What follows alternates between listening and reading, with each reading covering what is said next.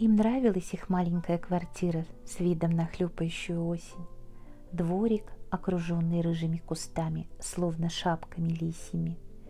Впрочем, этот вид из зареванного окна не был так уж несносен, со всеми его старыми скамейками, желудями и пожухлыми листьями. И все это, как нельзя кстати, подходило к их уютной обстановке. Пусть со стороны оно выглядело не празднично и уныло слегка.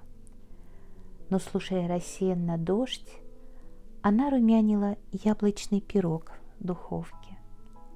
А он, по обыкновению, варил ей кофе, добавляя в него молока.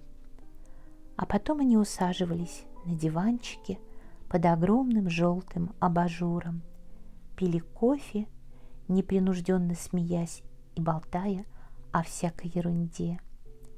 И этот каждодневный ритуал вовсе не был для них дежурным. И так хорошо, как здесь, поверьте, им не было больше нигде.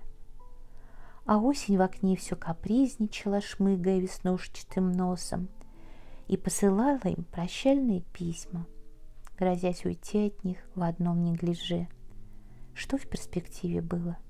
Зима, чай с лимоном и домашнее варенье из абрикосов.